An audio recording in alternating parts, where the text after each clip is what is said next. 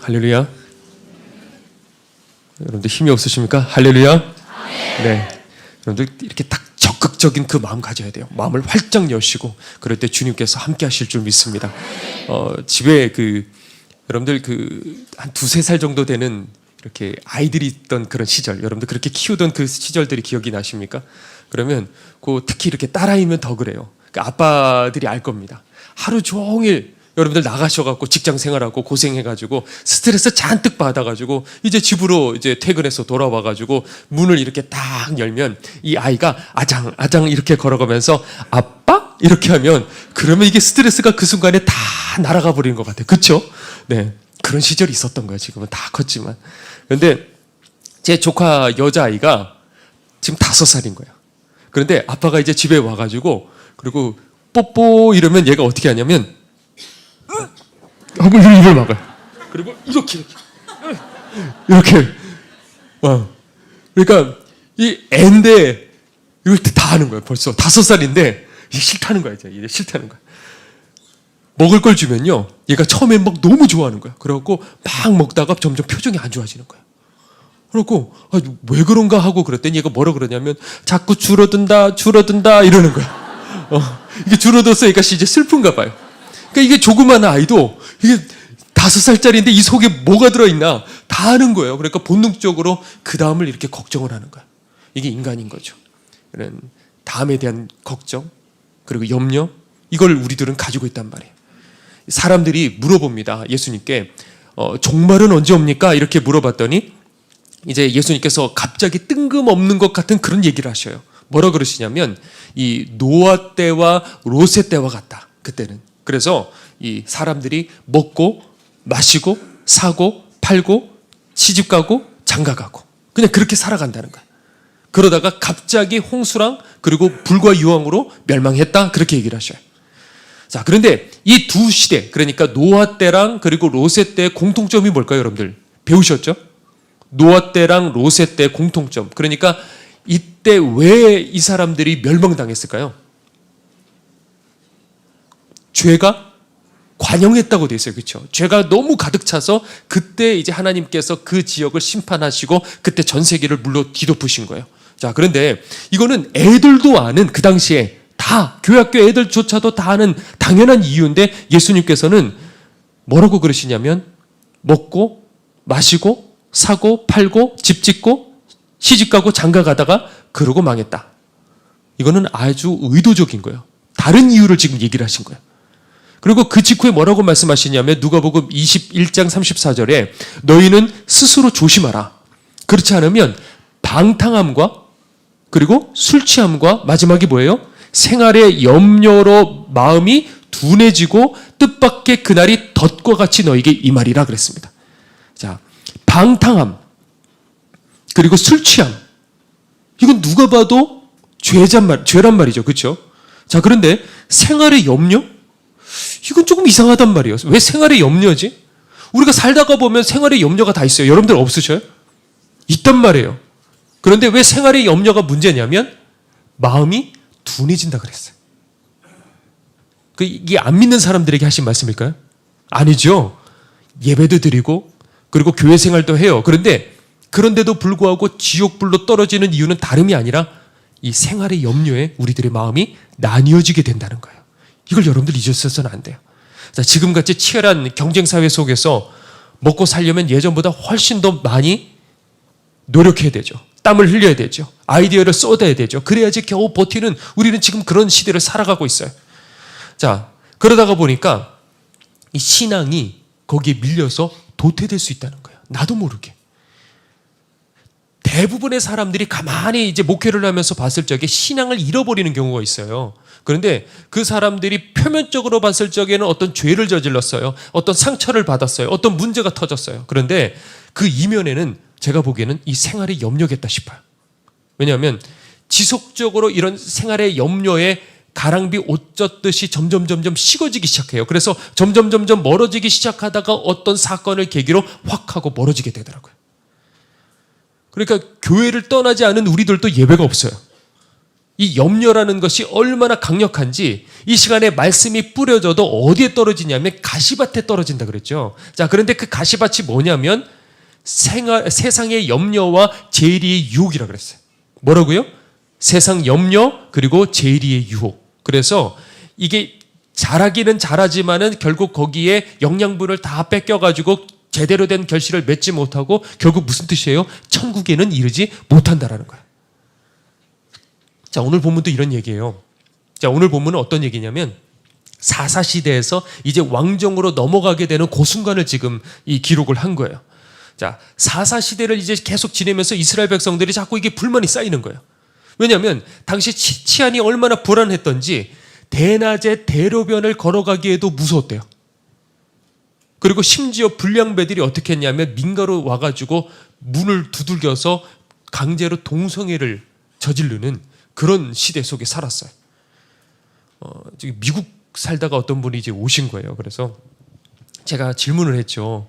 한국 오시니까 뭐가 좋으셔요? 그랬더니 저는 이제 그냥 그런 생각을 기대를 한 거죠. 저도 모르게 이제 한국 사람이니까 다 똑같이 생겼잖아요. 그러니까 편안한 그런 게 있고 또 뭐 배달 음식이 음식이 이제 언제든지 시켜 먹을 수 있다 뭐 이런 얘기들을 하실 줄 알았는데 갑자기 뭐라고 그러시냐면 총기에 대해서 긴장하지 않을 수 있어서 감사해요 그러시더라고요. 아마 미국에서 사시다가 오신 분들은 비슷하지 않으실까 싶어요. 이분이 살던 곳은 이렇게 일상적으로 그런 일들이 일어나진 않지만 종종 그런 사건들이 터진다는 거예요. 그러니까 자기도 모르게 이런 총기에 대한 긴장감을 가지고 그러고 살아갔던 거예요. 그러다가 한국에 딱 오니까 이렇게 마음이 놓이게 됐다는 거죠. 그때 느끼게 됐다는 거죠. 제가 이제 신학교 다니던 시절은 이제 90년대였는데 그때 이제 그 신학교가 어디 있었냐면 화성이 있었거든요. 그때는 여러분들 들으셨듯이 그 화성 연쇄 살인 사건이 그쪽에 있어서 제가 다니던 그 신학교도 그 범주 내에 이제 속해 있었어요.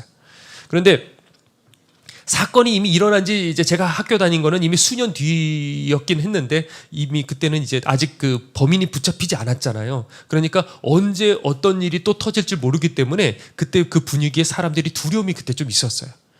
그래서 저는 이제 주일날 예배 다 마치고 그리고 버스를 타고 그리고 이제 그 앞에까지 내리면 보통 한 5시간 걸리거든요. 저희 교회에서 이제 신학교까지.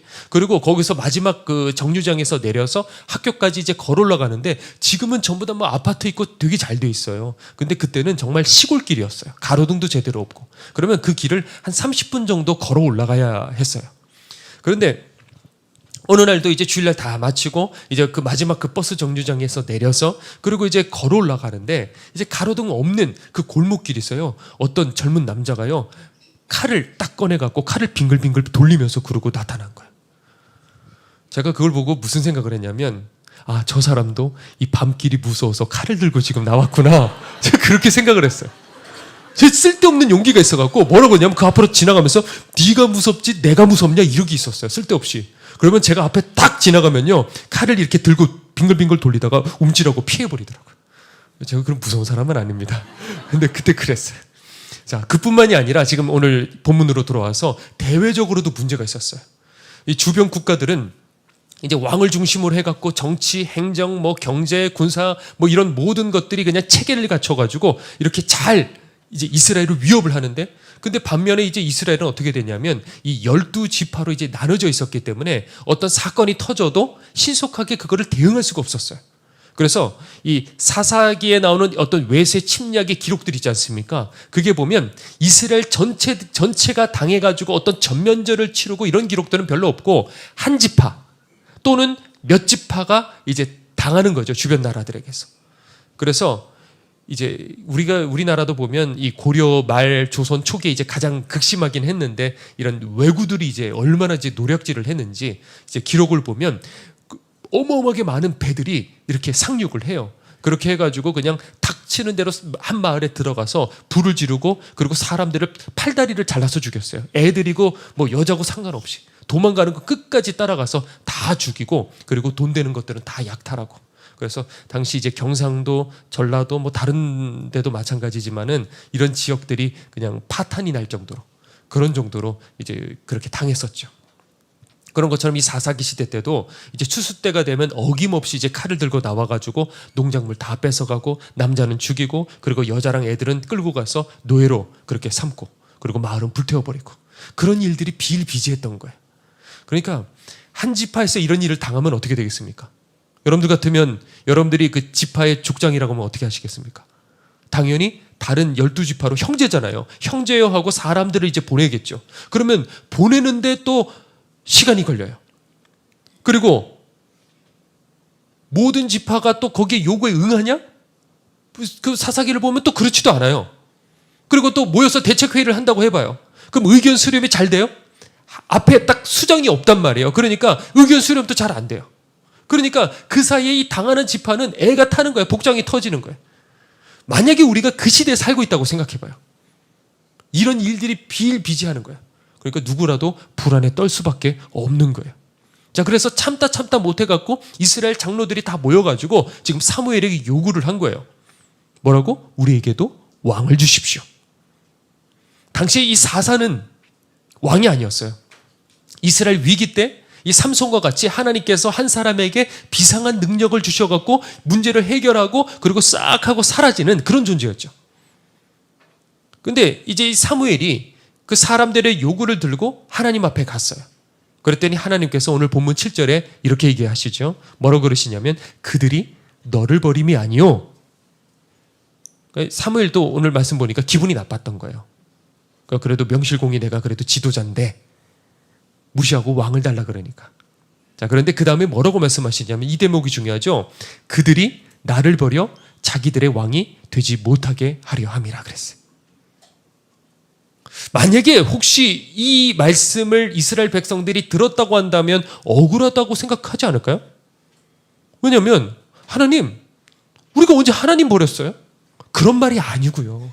일이 터졌을 적에 일사불란하게 대처할 수 있는 지도자 왕이 필요하다는 거죠. 왕이 생겨도요, 우리들은 하나님 열심히 예배 드릴 거고 열심히 기도할 거예요. 그렇지 않아요? 그런데 하나님은 어떻게 여기시냐면 그들이 나를 버렸다고 생각하시는 거예요. 이게 지금 다른 거예요. 그렇죠? 우리가 생각하기에는 그 정도는 아니라고 생각하는데 하나님 보시기에는 네가 나를 버렸다라고 보실 수 있다는 거예요. 그러니까 이스라엘 백성들도 이걸 알았다면 속상하지 않을까 나름대로? 아니 백성들이 이렇게 고통당하는데 너무한 거 아닌가? 지금 이웃 나라들은 막 앞서 나가잖아요. 근데 우리들은 이렇게 꼭 원리 원칙대로 이렇게 살아야 되나? 자, 여러분들이 만약에 이 둘 사이에 이제 의견이 있잖아요. 여러분들이 이 사이에 있다면 어느 쪽으로 더 마음이 쏠릴까요? 하나님 쪽으로 그래도? 솔직히 어느 쪽으로 쏠려요? 이스라엘 쪽으로 마음이 쏠리지 않아요? 그렇죠? 저만 그런가요? 자, 사실 이 이스라엘이 고통당하는 이유는 우상 숭배를 한 거예요. 그래서 하나님을 버렸기 때문에 하나님 주신 징계란 말이죠. 이건 여러분들 아실 거예요. 그래서 이런 고난을 통해서 하나님 앞에 매달리고 하나님을 의지하고 그러길 하나님 바라셨는데 이스라엘은 여기서 뭐라고 생각했냐면 제도를 하나님이 잘못 만들었던 탓이다. 이렇게 하나님 탓으로 돌려버린 거잖아요. 자, 그런데 이 사사기를 보면 시작과 끝에 동일한 문구가 나와요. 동일한 말씀이 나오는데 그게 바로 사사기의 주제입니다. 뭐라고 그러냐면 이스라엘에 왕이 없어서 사람들이 각각 자기 소견대로 소견에 옳은 대로 행하였더라 이렇게 돼 있어요. 이 말씀은 왕의 출현을 정당화시키는 그런 암시가 아니에요. 이스라엘의 왕은 누구시라고요? 하나님이시라는 거예요. 하나님을 의지할 때 하나님께서 왕이 되시고 하나님께서 이스라엘을 지켜주신다는 거죠. 자, 그러면서 하나님이 원하시는 건 뭐냐? 하나님과 가까워지기를 원하는 거예요. 이스라엘이. 그 고난 중에 하나님 앞에 기도하고 하나님 앞에 매달리고 하나님 없이는 안 되는 그런 환경 속에 살아가잖아요. 그러니까 그걸 통해서 하나님과 가까워지기를 하나님 원하셨던 거예요. 자, 지금 우리는 그 통계를 가끔 여러분들 보면 전 세계에서 제일 치안이 좋은 도시, 그러면 우리나라가 꼭 뭐 1위, 2위 뭐 이렇게 상위권에 들어가더라고요. 한 번은 보니까 얼마 전에 보니까 인천이 1위. 맞나? 전 모르겠는데 하여튼 인천이 1위 뭐 이런 경우도 있고 어쨌든 간에 1위, 2위, 3위 이 사이에서 우리나라 도시가 이렇게 들어가 있더라고요. 과거랑 비교할 수 없이 우리들은 그런 안정된 사회 속에 어쨌든 살아가고 있는 건 당연한 거예요. 그러니까 이게 참 하나님 앞에 감사할 제목이죠. 자, 그런데 오늘 이 본문을 봤을 적에 우리의 이 신앙이 과연 하나님 보시기에 괜찮을까? 이런 생각이 드는 거야. 지금 이 사람들이 원했던 그 환경보다도 훨씬 더 좋은 환경 속에 우리들은 살아가고 있단 말이에요. 그러니까 이게 과연 우리들의 신앙이, 우리들의 이 모습이 하나님 보시기에 정말 괜찮을까 하는 그 생각이 드는 거예요.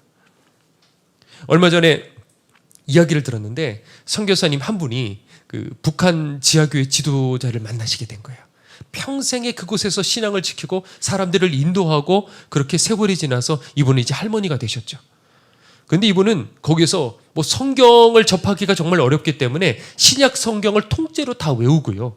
그리고 찬송가 그 몇백 장 되는 거를 토시 하나 틀리지 않고 전부 다 그대로 다 외우신다는 거예요. 그런데 그 할머니께서 선교사님에게 그렇게 물어보셨대요. 선교사님도 다 외우시죠? 그러시는 거예요. 정말 순수하게 선교사님도 다 외우시죠? 그러니까 선교사님이 대답할 수가 없었대요. 여러분들 대답하실 수 있으시죠? 자, 그런데 물어봤대요. 할머니, 예배는 어떻게 드리세요? 그랬더니 조용히 그렇게 모여갖고 말도 하지 않는데요. 이 밖으로 소리가 새어나가면 안 되니까. 그리고 뭐라 그러시냐면 앞에서 아바지 훈시 이러면 그 사람들이 생각하기에 그 수령 뭐 이런 식으로 생각할 거 아니에요. 바깥에서 들리면 아바지 훈시 그러면 주기도문을 외운대요. 소리 없이 말하지 않고 마음으로. 그리고 560 그러면 사람들이 소리 내지 않고 마음으로 찬송가 560장을 소리 내지 않고 그렇게 불러요. 근데 거기 뭐 피아노도 없고 드럼도 없고 통성기도도 없고 그런데 바로 그 자리에 하나님 임재가 그렇게 강력한 거예요. 아, 우리만 있는 게 아니고 하나님의 우리와 함께 하시는구나. 이런 감격, 이런 것들이 있어요. 터질 것 같은. 그런데 이분이 평생에 그렇게 비밀을 지켜오다가 어느 날 길거리를 걸어가다가 그만 사람들 많은 곳에서 그만 찬송가를 불러버린 거예요. 그래서 그 자리에서 그대로 붙들려서 처형당하게 된 거예요. 그래서 정치범 수용소에 갇혀가지고 이제 고문을 이제 당하게 됐는데 이제 그 틈에 이분이 탈출을 해서 남한까지 이제 오게 된 거예요. 그러니까 이제 오니까 이제 마음껏 예배 드릴 수 있는 거예요. 우리가 오늘 이 시간에 온 것처럼 마음껏 예배 드릴 수 있는 거예요. 얼마나 좋겠습니까? 그리고 난 다음에 2년의 세월이 지나서 다시 이제 그 할머니를 선교사님이 만났대요. 근데 할머니의 표정이 실망 어린 표정이었어요. 이렇게 얘기를 하시더래요. 선교사님, 음악은 있는데 임재는 없었어요. 시끄러운 소리는 있었는데 갈망은 없었어요. 이 교회만 그런 줄 알았는데 다른 교회 가봐도 다 그랬어요. 사람들은 주일날 와가지고 5,000원, 10,000원 내고 예배 구경하다가 돌아가더라고요. 이렇게 얘기를 하더라고요. 자, 물론 우리는 하나님 부인하지 않습니다. 예배 빠지지 않아요. 그런데 우리에게 정말 그런 절박함이 있을까? 이 사람들 어려운 그 상황 속에서 뭐 하나 보호받지 못하는 속에서 다른 것 다 잃어버렸지만은 하나님 앞에 절박했던 그 마음이 있었어요. 그리고 그 너머에 그 절박함 속에서 하나님의 임재하심이 있었어요. 이 사람들은 그랬단 말이에요. 김정은 정권 밑에서 목숨 걸고 예수님만을 왕으로 섬겼던 그 중심을 보시고 하나님께서는 강력한 임재를 주셨어요. 자, 오늘 본문에 이스라엘이 과연 그날 하나님을 자기네들이 버렸다라고 그 사람들이 생각했을까요? 점점 안정된 그 사회 속에서 하나님과 내가 지금 멀어진다고 생각했을까요? 자, 어쩌면 우리들도 이 안정된 생활, 그리고 그 생활에 또 염려에 붙들려 갖고 하나님과 상관없는 우리들은 넓은 길을 걸어가고 있을지 모른다는 거예요. 하나님, 천국, 구원, 이것보다 세상 살아가는 것, 그 세상의 염려, 세상의 즐거움, 죄의 유혹, 이 속에 사로잡혀 갖고 하나님 없이 하나님이 우리를 버리신 게 아니라 우리가 하나님과 멀어진 거예요, 스스로. 어쩌면 우리들이 그런 넓은 길로 지금 걸어갈 수 있다는 거예요. 자, 우리가 그런 인생 되지 않기 위해서 오늘 이 시간 여러분들에게 두 가지를, 이 습관을 꼭 가져주셨으면 좋겠어요. 이 두 가지 습관을 꼭 가져셔서 여러분들 그 넓은 길로 걸어가지 않으시기를 바랍니다. 아멘. 자, 첫 번째는 뭐냐? 항상 최선의 길을 놓치지 말라는 거예요. 최선의 길. 자, 오늘 본문에 보니까 이제 그 사람들이 그러는 거죠. 왕을 세워달라고 하는데요 하고 지금 사무엘이 지금 질문을 한 거예요. 그랬더니 하나님께서 뭐라고 대답하시냐면, 야, 안 돼. 그렇게 말씀하시지 않고 어떻게 해요? 그 요구를 들어줘라 그러는 거예요. 그런데 대신 왕이 세워지면 나중에 너희들이 받게 되는 핸디캡이 생기게 된다는 거죠. 그것도 얘기해 주라는 거죠.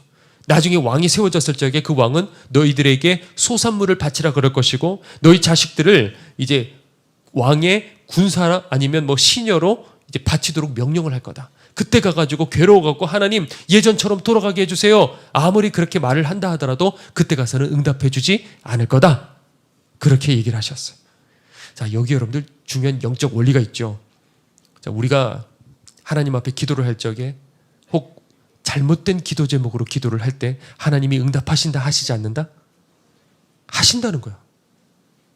지금 분명히 잘못된 거를 하나님 앞에 지금 가지고 갔단 말이에요. 그런데 응답을 해주셨어요.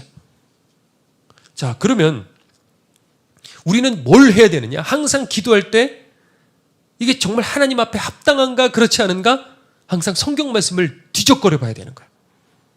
잘못된 기도가 응답되게 되면 어떻게 되냐? 그만큼 내게 어떻게 돼요? 핸디캡이 찾아오는 거예요. 어려움이 찾아와요. 당장에는 내 생각에는 좋을 것 같죠? 그렇지 않다는 거예요. 그러면 하나님 앞에 하나님께서 응답해 주시지 말아야 되잖아요. 그렇죠? 그런데 왜 응답해 주시냐? 이미 그 사람이 그 고집을 꺾지 않으실 걸 하나님만 아시는 거예요. 그리고 직접 뼈저리게 경험을 해서 정신 차리도록 하나님 만드시는 거예요. 이게 진짜 무서운 거죠. 자, 그래서 어떻게 됐냐? 사사시대 이전과 이후에 확연하게 달라진 한 가지가 있습니다. 뭐 왕 때문에 고통당한 건 그건 당연한 거고 뭐냐면 더 결정적인 게 뭐냐면 이후로부터 이 하나님께 이제 직접적인 어떤 강력한 이적과 능력과 하나님의 보호하심과 하나님의 능력 이런 것들이 그때 이후로 확연하게 줄어들어 버렸어요. 만약에 이때 우리가 보는 이 성경 내용 말고 이 사람들이 끝까지 하나님을 의지했다고 한다면 그들은 최선의 길로 갔을 거예요. 하나님 원래 계획하셨던 그 길. 우리가 알 수 없는 또 다른 이스라엘의 역사가 아마 기록이 됐을 거예요. 그런데 그것은 성취되지 못한 채로 다른 역사가 이제 기록이 된 거죠. 그러니까 이스라엘은 최선의 길을 간 게 아니라 차선의 길을 간 거예요. 하나님이 원래 우리들 각 한 사람 한 사람에게 최선의 그 길, 최고의 길, 그것을 예비해 놓으셨어요.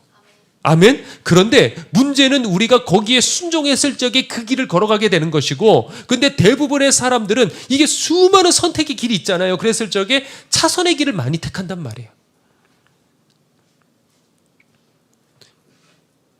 그런데 사실 그 차선의 길로 갔을 적에도 그 다음에 어떤 왕이 나와요? 다윗 왕이 나오잖아요. 그래서 전례 없는 이스라엘의 그 부흥기를 맞이하고, 그리고 다윗의 후손으로 예수님이 태어나셨잖아요. 그러면 목사님이 이게 최선의 길이 아니었을까요? 아니 이게 원래 하나님의 계획이 아니었을까요?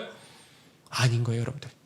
최선의 길을 택했더라면 아마 우리가 알지 못했던 훨씬 더 나은 이스라엘을 향한 그 미래가 있었을 거예요. 거기에 다윗도 다윗대로 세워졌을 거고 그 자손으로 예수님께서 또 태어나셨을 거고. 그러니까 여러분들도 어떻게 된다고요? 항상 최선의 길을 택해야 되는 거예요. 자, 그런데 여러분들 그게 쉬운 얘기면 제가 왜 굳이 이렇게 얘기를 여기서 하겠습니까? 쉬운 게 아닌 거예요, 그 순간에.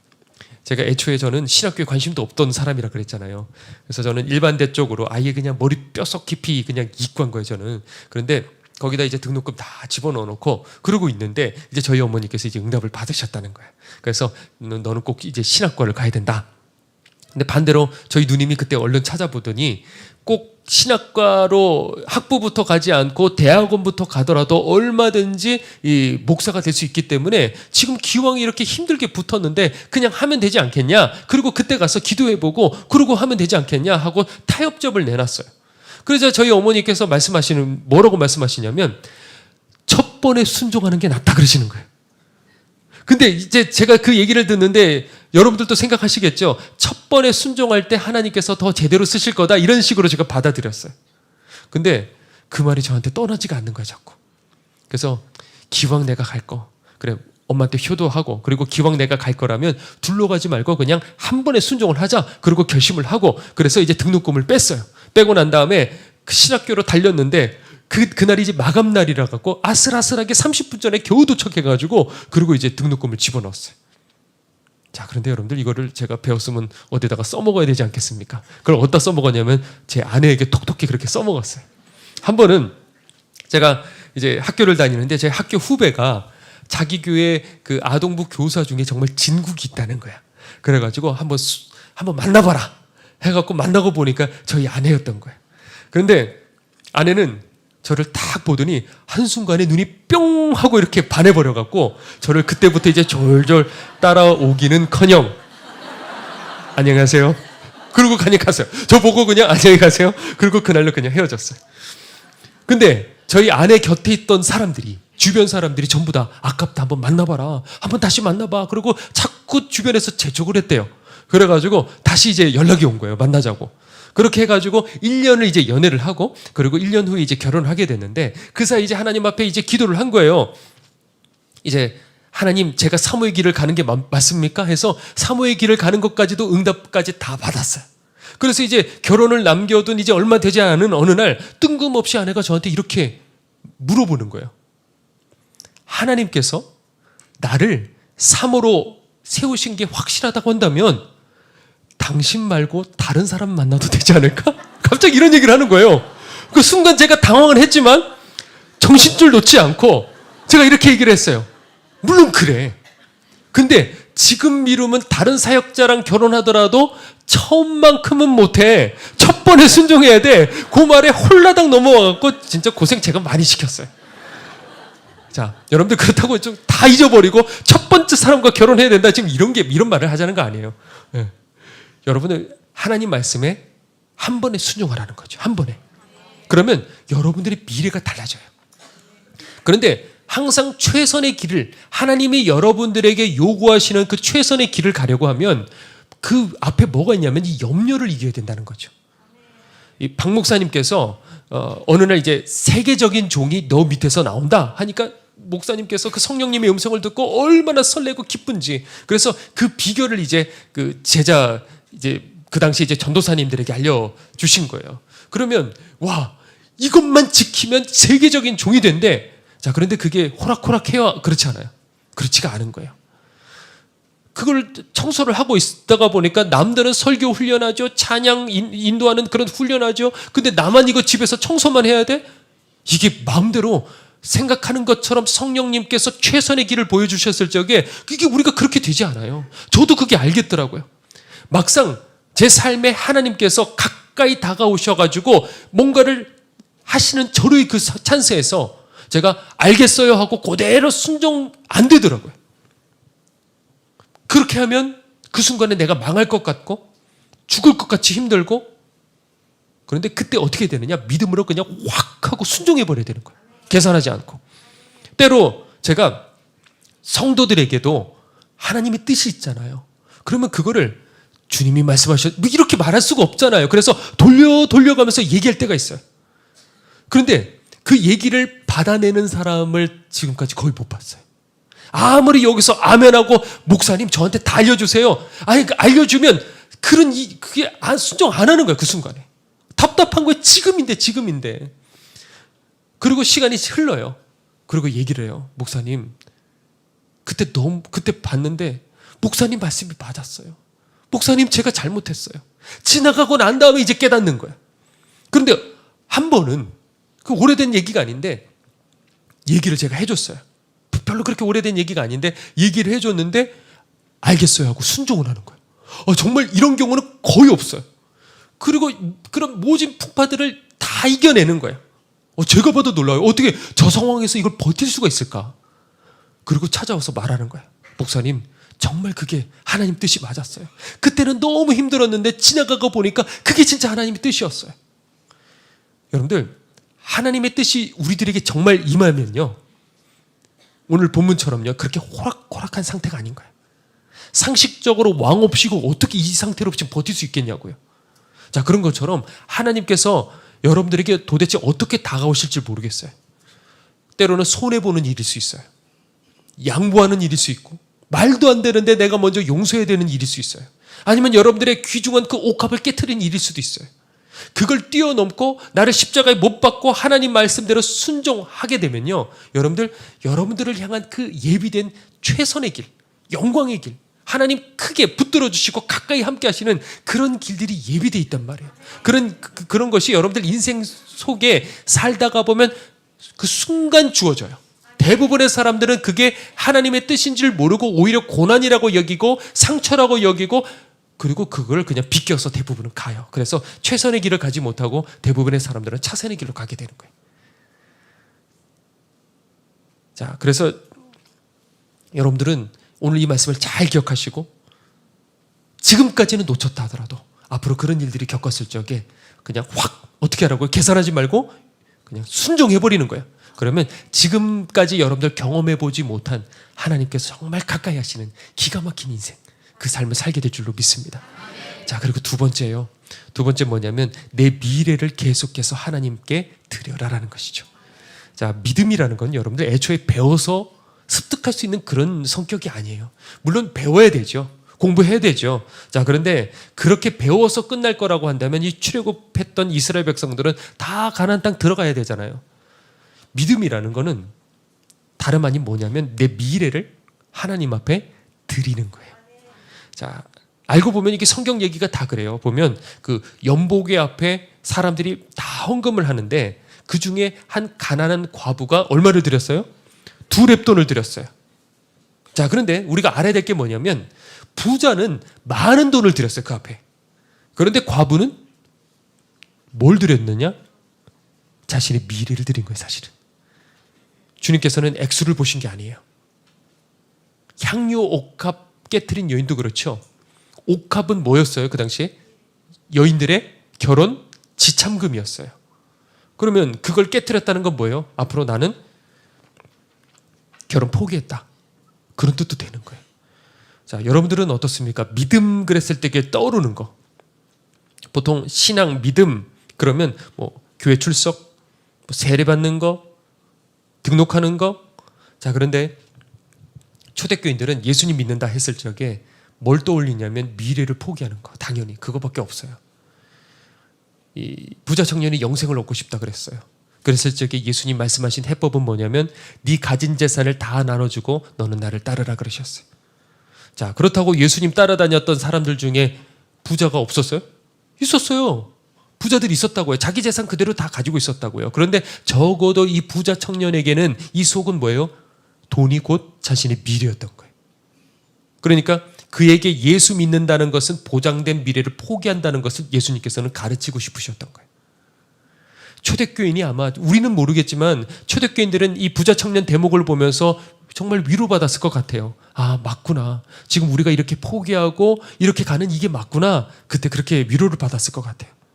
성경을 보면 다 그래요. 아브람, 모세, 요셉, 다윗, 제자들 모두가 보면 먼저 부르실 적에 뭐 하냐면 미래를 먼저 포기하게 만드셔요. 자기의 내가 생각한 그 계획, 내가 생각했던 그 미래 먼저 포기하게 만드시는 거예요. 그리고 거기에 딱 순종하고 따라왔을 적에 그때부터 하나님께서 그들을 이끄시는 거죠. 실질적으로 이끄시는 거. 그냥 종교 생활하고 교회 왔다 갔다 하는 이거 말고 내 삶에 다가오셔서 나를 구체적으로 이끄셔서 남들 가지 않는 그 좁은 길로 가게 만드시는 거예요. 자, 그런데 우리는 막상 내 미래를 내가 꽉 쥐고서 우리는 아무것도 빼앗기려 하지를 않는 거예요. 그래서 교회는 다니긴 다니는데 실제로 내 삶에 하나님께서 붙으시고 이끄시고 좁은 길을 내 정신으로 걸어갈 수 있어요? 그게 안 된단 말이에요. 주님 손 붙잡고 그 길로 들어가게 하시는 그런 은혜가 우리들에게 없는 거예요. 저희 성도가 교통사고가 났어요.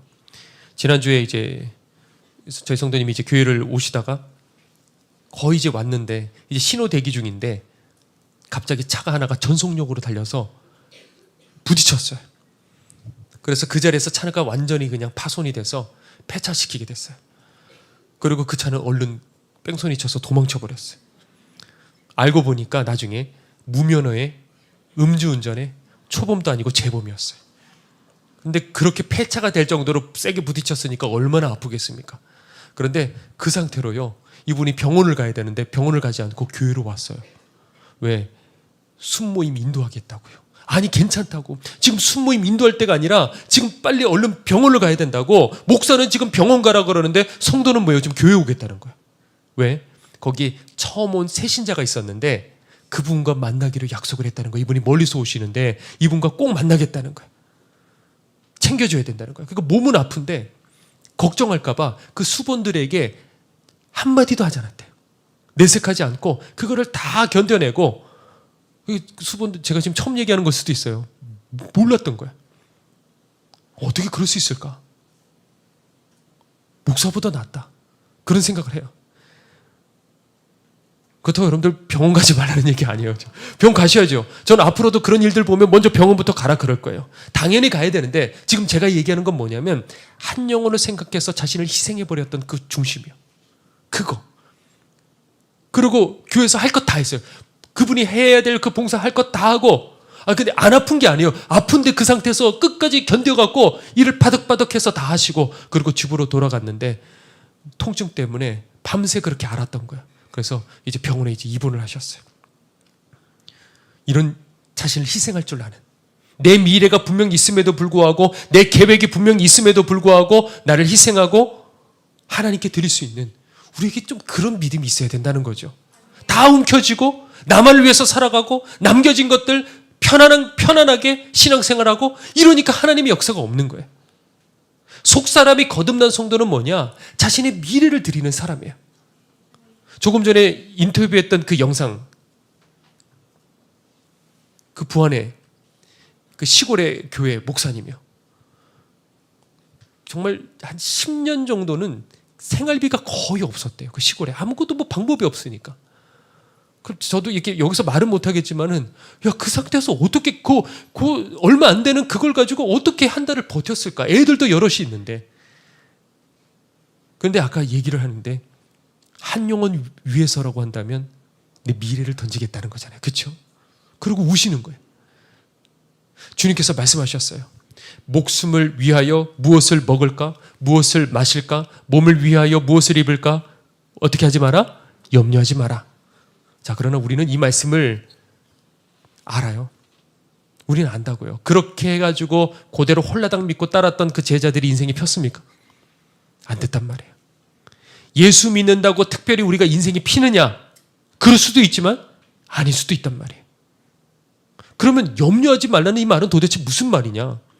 너희 천부께서 너에게 있어야 될 것을 다 아시느니라. 자, 그런데 우리가 생각하는 건 뭐냐면 이 성경을 읽었을 적에 정말 그렇게 책임져 주시냐는 거예요.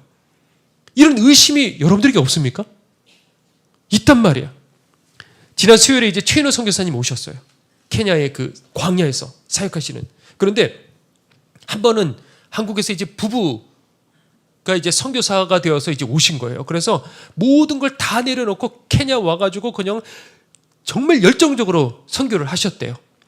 그런데 어느 날 그 아내가 몸이 좋지를 않아갖고 이건 좀 이상하다 싶어서 귀국을 해서 병원에서 검사를 받았는데 보니까 담낭암이었던 거예요. 그리고 1년을 그렇게 치료를 받다가 결국에는 소천하셨어요.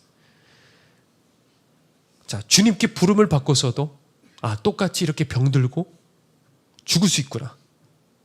그러니까 이런 생각들이 우리가 신앙생활을 해서 처음에는 예수 믿고 복 받는다. 옛날에는 그렇게 순진하게 생각했지만 지금까지 신앙생활을 하면서 그럴 수도 있지만 아닐 수도 있구나라는 생각이 우리들에게 누적돼 있단 말이에요.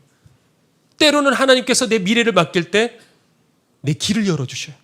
강력하게 함께해 주셔요. 그런데 때로는 그 길을 선택했음에도 불구하고 이거 왜 이러지? 왜 자꾸 사망의 음침한 골짜기로 자꾸 들어가지? 보면 다 그렇다고요. 다윗도 그랬어요. 그리고 사도 바울도 그랬어요. 그리고 사도 바울은 그렇게 죽었어요. 여러분들 그래도 맡기시겠습니까? 선교사님이 그렇게 죽어가면서도 고백했대요. 내가 죽어가는 여기에 하나님의 뜻이 있다고. 자, 여러분들 그렇다고 해서 여러분들 미래를 준비하지 말라는 말이 아니에요. 열심히 취업 준비도 하고 젊은 사람들은, 그리고 열심히 일해서 자녀들도 키우고 노후 준비도 하고 할 거 다 하십시오. 당연한 거예요. 그런데 그럼에도 불구하고 제가 여러분들에게 지금 이 말씀 드리는 건 뭐냐? 한편으로는 여러분들 인생을 최선을 다해서 살아야 되지만 한편으로는 어떻게 되느냐? 내 마음속에 자꾸 그것을 내 손으로 움켜쥐려는 이 내 미래, 이것을 주님 나라 위해서 계속해서 또 내려놓는 그 마음을 가져야 된다는 거예요. 여러분들이 소유할 수 있어요. 여러분들이 그 젊은 건강, 재산 소유할 수 있어요. 그런데 이건 내 것이 아니라고 자꾸 내려놓고 언제든지 주님 부르시면 이 과부가 2렙돈을 드렸듯이 향료값을 깨뜨렸듯이 언제든지 내려놓을 수 있는 그 마음 자세를 가지고 있어야 된다는 거죠. 계속 내려놔야 돼요. 하나님 앞에 미래를 드린 사람의 인생은 내 뜻대로 되지 않아도 낙심하지 않아요. 때로는 나락으로 떨어지는 것 같다 하더라도 내 미래를 드린 사람은 원망하지 않아요. 무엇을 먹을까? 무엇을 마실까? 너희 천부께서는 이미 다 아신다. 아시는데도 안 된다. 그것은 그분의 어떤 뜻이 있기 때문에 그런 거예요. 그것까지 통째로 맡기라는 거죠. 오늘 본문 얘기처럼 도저히 이건 말도 안 되는 상황, 상식적으로 말도 안 되는 상황인데 하나님께서 날 버린 거다 그러시면 얼른 입 닫아버려야 된다는 거예요. 그러면 하나님께서 어떤 피할 길을 내신다는 거죠. 그러니까 우리도 어떻게 되느냐? 계속해서 뭐라고요? 여러분들이 미래를 하나님 앞에 드리는 그 결단을 계속 하셔야 되는 거예요. 그게 바로 나를 부인하는 십자가의 삶인 거예요. 나누고 드리고 용서하고 나보다 남을 낮게 생각하는 그 삶. 그럴 적에 성령님이 지금까지 여러분들 안에 계속 계신다고 한다면 여러분들에게 계속 이것을 찔러주실 거예요. 너 안 돼. 거기서 안주하면 안 돼. 너는 나그네야. 거기서 멈춰서는 안 돼. 나랑 같이 가야 돼. 그거 자꾸 품고 있으면 안 돼. 그러면 망하는 길이야. 그건 넓은 길이야. 제가 한 가지 얘기하고 오늘 말씀 이제 정리하죠. 제가 이제 90년대 이제 당시에 그때 이제 교회만 갔다가 이제 신학교도 가고 뭐 그랬지만은 은혜가 없었어요. 그냥 거기서 열심은 다 했어요. 그러나 은혜는 없었어요. 그러다가 한 번에 이제 계기가 이제 이게 열리는 그 계기가 되었는데 그게 뭐냐면 저희 그 교회 이제 신학생 누나가 있었어요. 그런데 거기서 이제 정말 그 신학교에서 은혜를 받고 그거를 설교를 테이프를 녹음을 해가지고 이제 가지고 와서 이건 꼭 들어야 된다 해갖고 그때 이제 청년부가 20 몇 명이가 있었는데 이렇게 이렇게 둥글게 이렇게 방에 앉아가지고 옛날에 다 그랬잖아요. 그래서 카세트 테이프를 틀었어요. 그런데 그 설교를 뭐 대수롭지 않게 듣기 시작을 했다가 정말 수도꼭지 틀어놓은 것처럼 그렇게 울었어요. 근데 그 얘기가 어떤 거냐면 80년대 이제 그 중국이 있었던 그러니까 중국 그때는 중공이라고 불렀죠 옛날에 그 시절에 있었던 얘기예요. 그때 이제 이상 목사님이 목숨을 걸고 이제 전도지를 가지고 거기를 간 거예요. 이만큼 뭐 가지고 가지도 못하고 내장 들고 가가지고 여기다가 꽂아놓고 죽을 것 같아갖고 그리고 택시 타고 또 먼 데까지 가가지고 또 내장을 이렇게 뿌리고 또 도망가 버리고 얼마나 무서웠는지. 그런데 전도지를 이렇게 딱 꽂고 있는데 뒤에서 누가 부르더래요. 선생님 그러더래요. 그래갖고 그 부르는 소리에 딱 돌아보니까 정말 예쁘게 생긴 여학생이 자기를 부르더래요. 한족 여학생이. 그리고 꽂혀있던 그 전도지를 이 아이가 읽더니 그 학생의 눈에서 눈물이 주르르 흘리더래요. 이게 단순히 전도지인데 이걸로 사람을 내가 울릴 거라고는 생각도 못했대요. 근데 이 학생이 묻더래요. 다른 것도 있죠. 더 많은 것들을 저에게 보여주세요. 그러더래요. 근데 처음 본 이 아이가 지금 어떤 누군지를 모르잖아요. 공황과 관련된 사람일 수도 있어요. 그러면 그대로 붙들려서 감옥으로 들어가는 거예요. 그런데 이 아이 눈빛을 보고 그렇게 하기로 결정을 했대요. 그래서 복음 책자들이랑 이런 신앙 서적들 이런 걸 갖고 와가지고 잔뜩 가방에 싣고 이 아이에게 이렇게 전달을 해줬어요. 얘는 그 중국의 그 칭화대 거기를 다니고 IQ가 175 완전히 똑똑한 수지였어요. 하나를 가르치면 열을 알더래요. 그래서 그때부터 하나하나 하나님 말씀을 가르치면서 마치 그 말씀을 스펀지같이 빨아당기기 시작해서 얘는 나중에 이제 지하교회 지도자로 만들어야겠다. 그래서 그렇게 결심을 했대요. 자, 그런데 어느 날 그렇게 계속 교제를 나누고 연락을 하다가 그 연락이 어느 날 끊겨버린 거예요. 수소문을 해봤더니 그 운남성의 어느 감옥에 갇혀 있다는 거예요. 그래서 그때 당시 이제 뒤로 몰래 그때 당시 한 2,000불만 이렇게 가져가서 뒤에서 이렇게 찔러주면 그럼 빼내올 수 있었대요. 그래서 그거를 여기저기 이렇게 부탁을 해가지고 결국 그 2,000불을 다 모아다가 그리고 이제 감옥으로 이제 간 거예요. 근데 가서 찾아가 보니까 이미 그 자매는 출소한 뒤였던 거예요. 그래서 또 이렇게 찾아서 결국 그 자매를 만나게 되었어요. 근데 보는 순간 전혀 다른 사람 같더래요. 그때 그 예쁜 모습이 보이질 않았대요. 얼굴이 반쪽이 되고 걷는데 보니까 다리를 질질질질 이렇게 끄는 거예요. 그리고 무슨 일이냐? 이 여자애가 망설이다가 입을 열기 시작했어요. 감옥에 들어간 그 첫날에 그 감옥에 혼자 있는데 담요를 줬는데 담요가 이렇게 구멍이 뻥뻥뻥뻥 뚫린 거래요. 그거를 뒤집어 쓰고 무서워갖고 하나님 하나님 하나님 그렇게 외쳤대요. 그런데 밤 10시가 됐는데 끽 하고 그 감옥 문이 열리더래요. 그리고 그 감옥문 그 사이로 죄수가요 50명의 죄수가 들어와서 차례대로 이 여자애를 강간하기 시작한 거예요. 거기서 3개월 동안 계속 당하면서 결국에는 임신을 하게 됐고, 그리고 공안들도 놀라가지고 급히 그냥 취소시켜 보내버린 거예요. 목사님이 얘기했어요. 얼마나 마음이 괴롭겠어요. 미안하다. 내가 너에게 예수만 전하지 않았더라면, 내가 너한테 전도하지 않았더라면. 그런데 이 아이가 뭐라 그러냐면, 감사해요 선생님, 제게 생명을 주셨어요 하고 그 자리에서 큰 절을 하더래요. 그리고 눈물을 흘리면서 얘기를 하기 시작했어요. 내 육체는 더럽혀졌을지언정 내 영혼은 더럽혀지지 않았습니다. 이렇게 해서라도 교만한 나를 꺾으신 하나님 찬양합니다. 90년대 제가 이 설교를 듣는데 얼마나 충격적인지요. 아니, 어떻게 이런 믿음이 있을 수 있을까? 그 앞에 누가 더 목사님 말씀하신 것도 없는데 제 모습이 보이는 거예요. 전 너무 더러웠던 거예요. 세상 문화랑 한국 문화랑 뒤로는 은밀하게 다 쪄들어서 뒤죽박죽이 된 내 모습이 보고 정말 쥐구멍이라도 들어가고 싶더라고요. 예수 믿은 지 얼마 되지 않는 이 학생도 복음에 자신의 인생을 던졌어요. 자신의 미래를 던져버렸어요. 근데 나는 그 앞에 가짜구나. 내 것 챙길 것 다 챙기고 도망갈 것 다 도망갈 것 다 준비해놓고 난 가짜로 살았구나. 이걸 생각을 하니까 주체 없이 그렇게 눈물이 났어요. 그때부터 이 자매는 전국 방방곳곳을 다니는 전도자가 되었어요. 뭐라 그러냐면 성경에 옷 2벌 갖지 말라고 해서 입는 옷만 입고 다닙니다. 그리고 성경에 치약 칫솔 가지고 다니지 말라는 말씀 없어서 그래서 그것은 갖고 다닙니다. 그리고 그냥 자유롭게 다니는 거예요. 이후로 어떻게 됐냐? 너무 궁금한 거야. 그 얘기 90년대 듣고 너무 그 다음 얘기가 궁금했어요. 그냥 모르는 채로 살아가다가 한 10년쯤 지났을 때 다시 그 다음 소식을 듣게 됐어요. 그렇게 복음을 전하다가 계속 소식이 이렇게 편지가 왔는데 어느 날 그 편지가 끊긴 거예요. 그래서 다시 찾아봤는데 복음을 전하다가 다시 감옥에 갇혀서 거기서 사람들 모르게 거기서 순교를 했다는 거예요. 자, 장래가 촉망되는 이 아이가 복음을 위해 정말 인간적으로 보면 완전히 망한 거예요. 여러분들, 그러나 우리가 믿음 안에서 과연 망한 것일까? 누가 과연 산 자고 누가 과연 죽은 자일까? 겉은 그럴듯하게 우리가 교회를 다니지만 세상 염려와 재리의 유혹에 사로잡혀 그 가시에 찔려가지고 온전히 결실지 못하고 살아있다고 생각하지만은 그날에 내버려지는 사람들이 얼마나 많을까? 여러분들은 이 복음 안에 무엇을 보셨습니까? 예수님 안에 무엇을 보셨습니까? 여러분들, 정말 만나면, 정말 보면 내 미래를 드릴 수밖에 없다는 것이죠.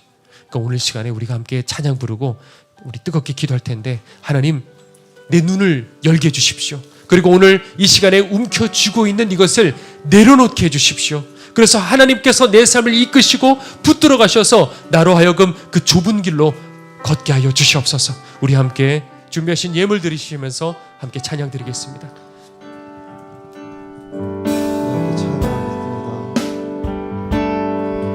나의 하나님, 그 크신 사랑 나의 마음 속에 언제나 슬픈 눈물 지을 때 나의 힘이 되시는 나의 영원하신 하나님, 나의 구원의 완성, 나의 생명의 주님, 나의 사랑의 노래. 실패하여 지칠 때 나의 위로 되시는 나의 하나님을 찬양해. 세월이 지나도 변치 않으리.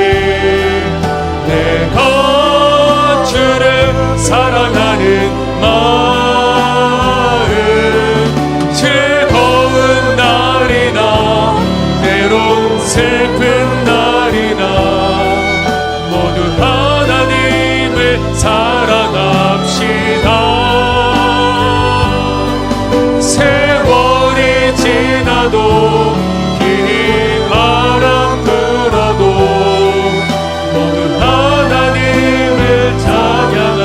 다시 한번 부르겠습니다. 나의 하나님, 나의 하나님, 그 크신 사랑 나의 마음속에 언제나 슬픈 눈물 지을 때 나의 힘이 되시는 나의 영원하신 하나님, 나의 구원의 반석, 나의 구원의 반석, 나의 생명의 주인, 나의 사랑의 노래. 실패하여 지칠 때 나의 위로 되시는 나의 하나님을 찬양해. 세월이 지나도 변치 않으리 내가 주를 사랑하는 마음. 즐거운 날이나 즐거운 날이나 때론 슬픈 날이나 모두 하나님을 사랑합시다. 세월이 지나도 비바람 불어도 모두 하나님을. 우리 두 손 들고 마지막으로 찬양하겠습니다. 세월이 지나도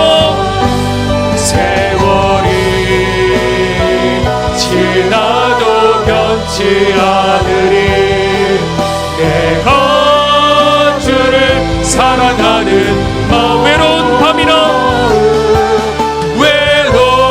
밤이나 험한 골짜기라도 나의 하나님은 동행하시니 내 영혼 언제나 하나님을 바라며 세상 끝날까지 살아가리. 내 영혼 언제나 하나님을 바라며 세상 끝날까지. 우리 들은 말씀 생각하며 주님 변치 않겠습니다. 하나님, 어떤 어려움이 있다 할지라도, 어떤 염려와 걱정 근심 속에 있을 때 할지라도 하나님, 나는 끝까지 변치 않고 주님만을 따르겠습니다. 우리 시간에 주여 문에 치고 함께 통성으로 기도하도록 하겠습니다. 주여,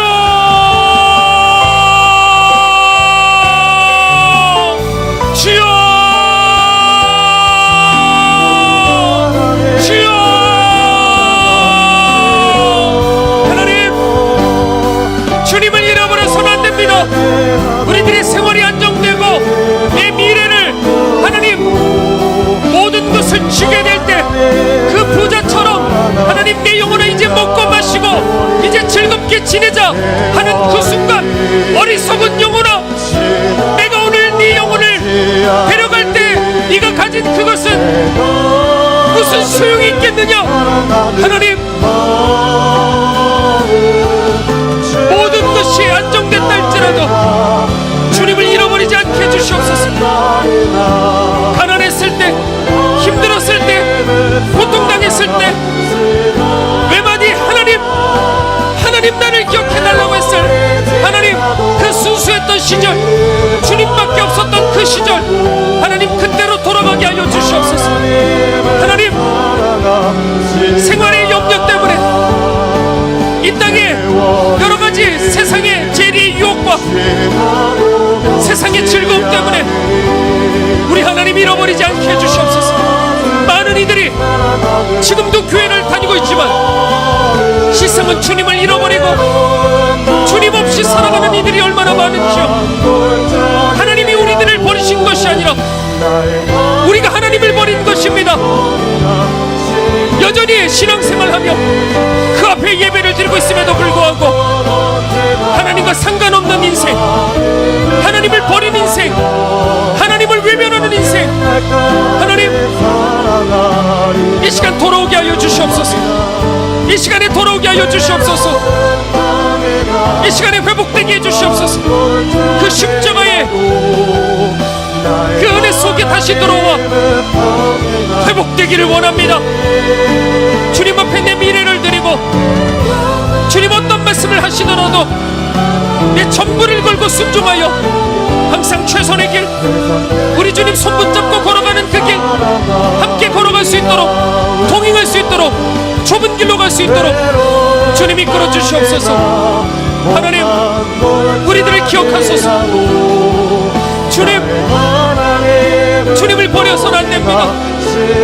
지금 오늘 이 말씀 듣고서 이 자리에 있는 우리 성도들과 온라인 성도들 돌이키게 하소서.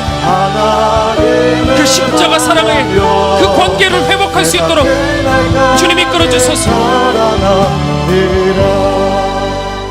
하나님, 어느 순간 주님 잃어버리지 않았습니까? 어느 순간 우리들의 모든 것들이 편안해지고 하나님 안정되는 그 순간에 하나님을 놓쳐버리지는 않았습니까? 가난했던 그 시절, 힘들었고 고난을 겪던 그 시절, 내게는 하나님밖에 없습니다 울부짖으며 주님 앞에 맹세했던 그날, 하나님 우리들 다 잊어버리고 하나님이 우리들을 버리신 것이 아니라 우리가 하나님을 버리고 하나님을 외면하고 하나님 없이 우리들 지금 이 자리에 앉아있지는 않습니까? 주여, 우리들의 눈을 이 시간 뜨게 해주시옵소서. 그럼에도 불구하고 이 시간 우리들을 포기하지 않으시고 오늘 말씀을 통해서 우리들을 깨우쳐 주시기를 원하시오니 하나님, 이제는 홀로 걷지 말고 주님 손 붙잡고 주님을 의지하고 주님 말씀에만 순종하며 우리들 이 길을 끝까지 걸어가게 해주시옵소서. 그래서 이제 더 이상 넓은 길이 아니라 내가 움켜쥐고 내가 걱정하고 내가 답답해하는 그 인생이 아니라 이 모든 것 주님 앞에 내려놓고, 울어도 주님 앞에 울고 쓰러져도 주님 앞에 쓰러지고 웃어도 주님 앞에 웃고 주님과 이제 함께 손 붙잡고 주님 그 좁은 길을 걸어갈 수 있는 믿음의 자녀들 반드시 되게 하여 주시옵소서. 오늘 시간 저희들의 귀한 예물, 저희들의 옥합을 깨트리고 그리고 저희들의 미래를 주님 앞에 올려드립니다. 하나님, 지금도 주님 앞에 섬기며 그러나 미래가 없는 이들이 있습니다. 그런 교회들이 있습니다. 그런 사역자들이 있습니다. 그런 주의 종들이 있습니다. 주님 채워주시고 주님 열어주시고 주님의 길들을 보여주셔서 하나님이 살아계심을 그들로 하여금 동일하게 체험할 수 있도록 주님 역사하여 주시옵소서. 지금도 생활의 염려로, 하나님 경제적인 어려움으로 고통당하는 영혼들이 있습니다. 지금도 육체적인 고통으로 어쩔 줄을 몰라 낙심하는 지체들이 있습니다. 주여, 이 시간에 살아계심을 보여주시옵소서. 십자가의 능력으로 예수 그리스도의 이름으로 주님 고쳐주시고 회복시켜주시고 하나님 계심을 경험하게 하여 주시옵소서. 지금은 우리를 위하여 십자가에 달려 돌아가신 예수 그리스도의 은혜와 하나님의 크신 사랑과 성령님의 인도하심이 오늘 시간 오직 주님 앞에 내 인생을 드리겠다고 결단하는 주의 모든 백성들 머리 위에 지금부터 영원토록 함께 하옵시기를 간절히 축원하옵나이다. 아멘.